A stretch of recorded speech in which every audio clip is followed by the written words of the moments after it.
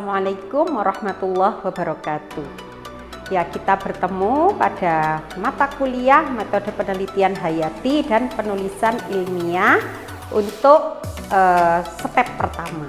Ya, saya Rodiati Azrianingsih untuk pengampu modul dengan topik menyiapkan presentasi ilmiah.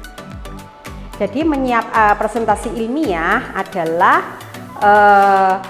kita menyiapkan untuk mencapai kemampuan melakukan orasi dan audiensi, yaitu memiliki kemampuan untuk berkomunikasi secara verbal dan non-verbal.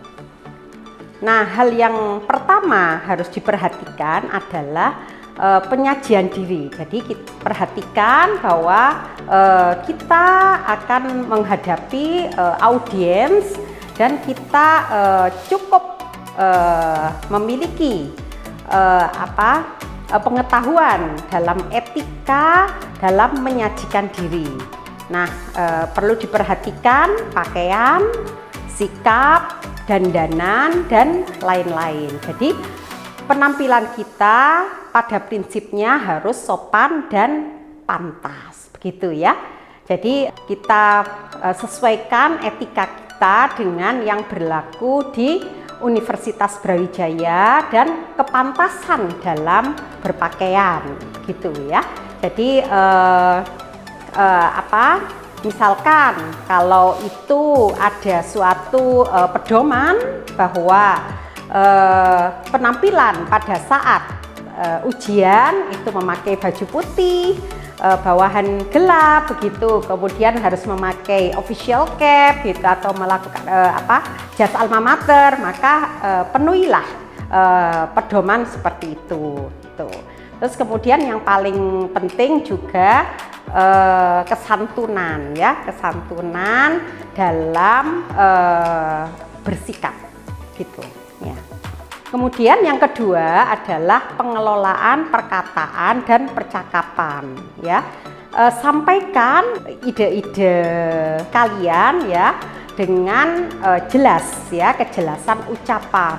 Kemudian durasinya, intonasinya, dan lakukan penekanan pada kata-kata yang penting gitu ya, sehingga efisien ya. Jadi sebelum kita menyajikan ide kita itu sebaiknya kita berlatih dahulu ya, berlatih dahulu agar pilihan kata yang kita sampaikan itu tepat gitu ya, dan efisien gitu ya, efektif dan efisien. Adapun biasanya pada saat presentasi kita menyiapkan slide, bukan ya? Nah, perlu diperhatikan bahwa slide itu sebetulnya hanya alat bantu ya, alat bantu. Nah, meskipun bersifat bantuan, namun sangat penting ini ya, terutama saat adanya keterbatasan interaksi antara presenter dan audiens ya. Jadi karena dibatasi waktu, kemudian kita perlu mengilustrasikan ya, mengilustrasikan ide-ide kita dalam suatu gambar yang akan lebih efektif bila disampaikan dalam bentuk penampilan slide. Maka slide ini sangat penting sebagai bantuan gitu ya, dan juga berperan sebagai dokumen tentu saja ya adik-adik. Jadi kadang-kadang presenter itu menyiapkan dalam bentuk PDF yang bisa di-share ya kepada audiens ya. Kemudian kalau kita menyampaikan slide atau menyiapkan suatu slide ya, gunakan ringkasan ya. Jadi disiapkan ringkasannya, siapkan slide itu seminimal mungkin ya. Jadi tidak perlu banyak-banyak ya. Yang banyak sebetulnya adalah pengungkapannya ya. Jadi slide-nya disiapkan sederhana begitu ya, tetapi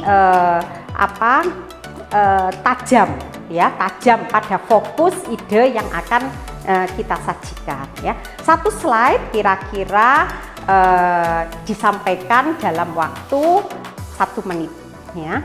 Kemudian gunakan ejaan dan tata bahasa Indonesia yang baku ya, menggunakan EYD ya yang terbaru, atau kalau menggunakan bahasa Inggris maka gunakan struktur yang standar. Nah, adapun jenis huruf juga penting ya. Gunakan yang sangat nyaman untuk dibaca oleh audiens ya. Jadi gunakan huruf atau font yang mudah dibaca. Seperti huruf-huruf yang tidak berekor ya, seperti Arial, Calibri, Helvetica ya. Sebaiknya jangan menggunakan yang itu seperti Times Roman gitu, atau yang miring-miring atau ada ekornya ya, ada tambahan-tambahannya itu tidak mudah untuk dibaca gitu ya, tidak mudah dan tidak cepat ya bagi mata kita untuk membacanya. Kemudian juga hindari menggunakan tipe huruf Nero ya, karena terlalu kecil dan tidak nyaman bagi pembaca gitu. Kemudian ya ini empati ya adik-adik ya, jadi presenter itu harus mengembangkan empati pada audiensnya. Usahakan dalam membuat tulisan itu juga yang mudah dibaca dengan ukuran yang standar, biasanya ukuran 28 ya. Terus spasinya menyesuaikan banyak sedikitnya kata-kata di situ. Nah ini yang bagus ya, jadi gunakan ringkasan berupa poin-poin atau item ya, atau kalimat yang singkat.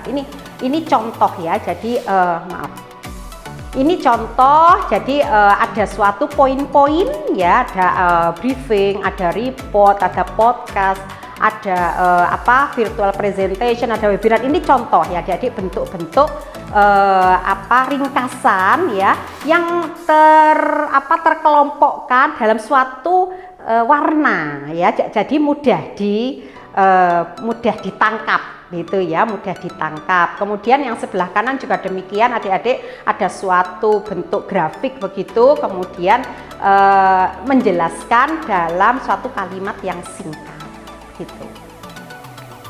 Nah ini contoh ya dalam membuat grafik dan gambar ya. Jadi pada pembuatan slide itu akan lebih komunikatif menggunakan grafik dan gambar daripada kalimat yang panjang ya. Nah ini yang sering dilupakan oleh presenter, itu dibuat grafik tapi tidak ada judulnya ya. Nah jangan sampai lupa ya memberikan judul, memberikan label dan keterangan pada grafiknya. Ini contoh yang bagus adik-adik ya. Jadi grafik ini sangat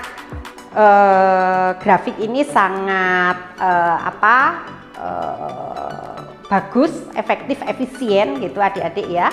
Dan direview oleh orang-orang yang penilai grafik gitu ya, ini termasuk bagus ya. Jadi ada judul grafik di atasnya, kemudian ada keterangan ordinatnya, ada keterangan aksisnya, begitu adik-adik ya. Terus di situ dikatakan bahwa ini adalah suatu dinamika ya, suatu dinamika begitu.